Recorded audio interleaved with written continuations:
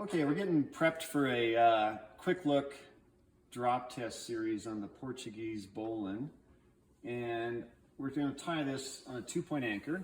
It's got 2 overhead anchor points here for a demonstration start. To begin, I'm going to create the nipping loop for the bowline, and then the Portuguese bowline has this unique characteristic of this common equalizing bridge between both sides. So I'm going to capture the second anchor point, pull the requisite slack down, and then finish my bowline. When I finish this common bridge, which is right here in my right hand, if the standing end is on the proximal to the floor, then I would need the common bridge to be on top of that to capture it, like so. And then I can adjust that common bridge left or right to adjust the Portuguese bowline. If, however, I did it incorrectly and I had the common bridge on the same side as the standing end, then when I go to finish the bowline, I don't get anything. So it's fairly self-critiquing in that way.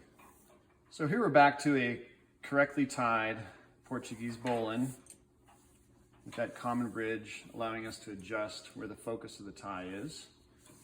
And like any bowline, it's prone to cyclical capsizing. So I'm going to take the running end here and terminate that with a double overhand knot. Nice and neat, right up against the nipping loop of the bowline.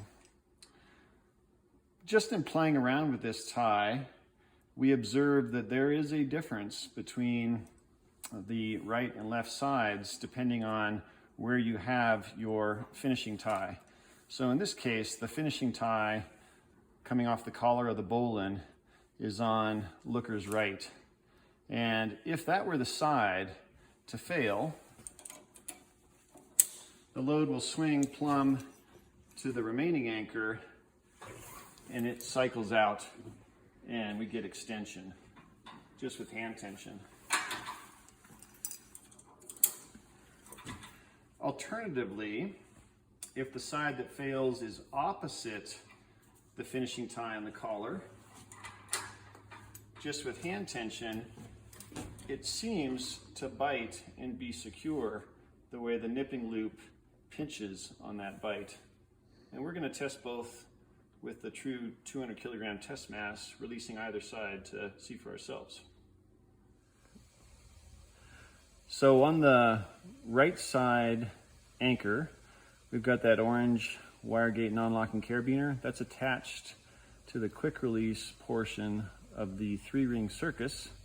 When that gets pulled, it will fail the quick release, and then the black webbing associated with that carabiner that's attached to the white rope will be released.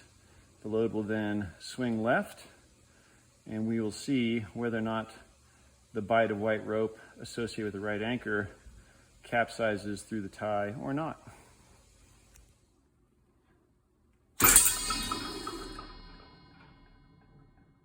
Okay, drop test number 2, same test mass, 200 kilograms. We've reversed the Portuguese bowline such that the fall arrest side is going to be the side that has the closing tie on the collar, the double overhand backup to close the bowline. And then the release side is opposite of that. So we're still going to swing to the left, but we've inverted which side has the backup tie. Our supposition is that this bite will not capsize through based on looking at the mechanics of the tie. But that's why we do the drop testing, is we're going to find out.